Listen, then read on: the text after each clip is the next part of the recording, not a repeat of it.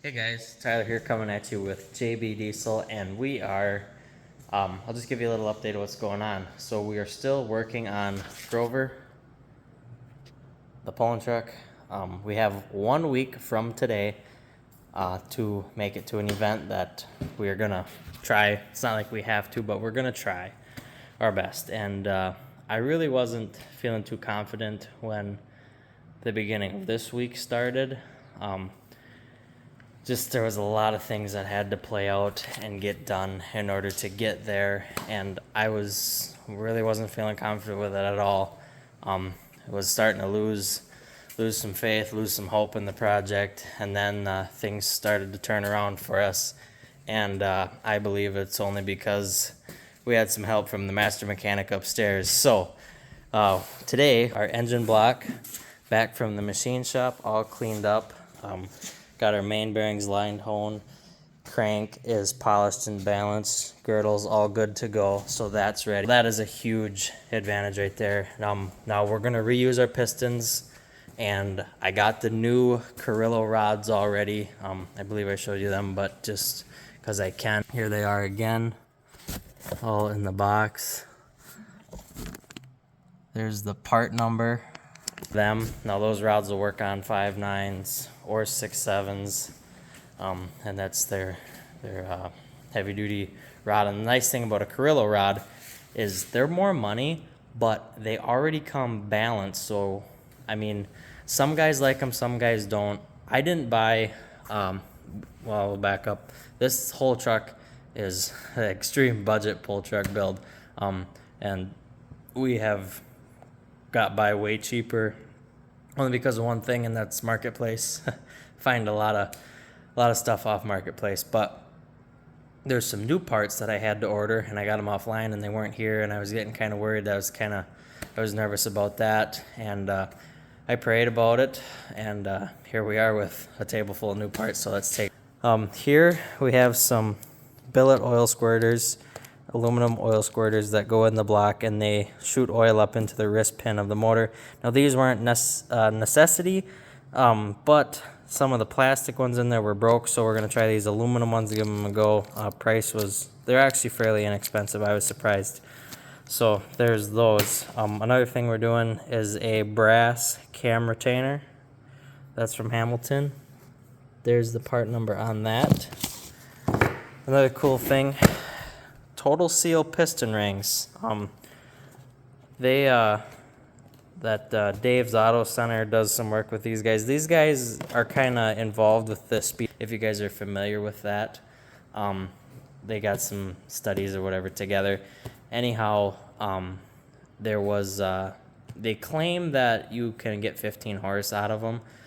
I don't know about that. I didn't do it for that, but there is a study they did with Caterpillar equipment on some big mining trucks, and these engines weren't lasting that long. So they put speed of air pistons in and Total Seal piston rings, and then the engines were lasting way longer, expanded the lifetime, oil changes, everything by quite a bit.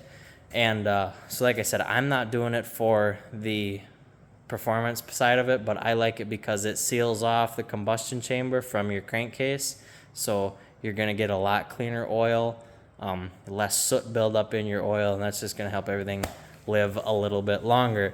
Moving on to the Somali Clevite H series bearing with the DL coating. So they got a special coating on them. Now these are rod bearings, and here's the part number for those. And then over here we have some Somali Clevite H series main bearings. They're all heat treated, ready to go, and these actually have 1,000 extra clearance just for oil, and so that will help things a little better.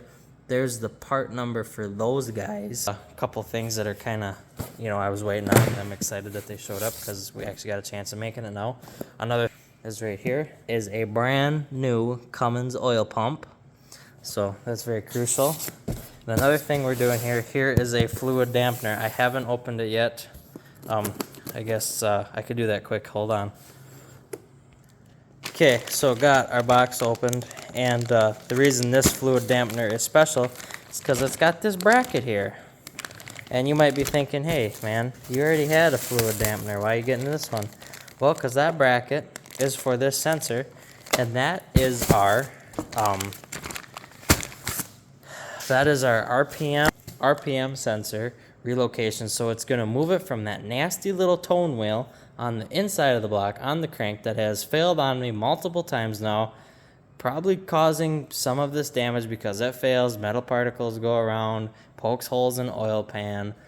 I don't know why I've had such bad luck with them, but I have just been nothing but a pain in my butt. So this little fluid dampener hopefully is going to fix that, because it moves all that junk from the inside of the engine to the outside, where hopefully less problems. We will find out. But part number for that guy right there, there's that. Another cool thing that I'm going to show you, it's for another upcoming project, but it's right here that says open immediately. So I was like, well, what the heck this is for? But this, you'd be like, well, that just looks like the bracket for your fan clutch. Yes, it is the bracket for your fan. That is for our 6.7, one of our 6.7 trucks.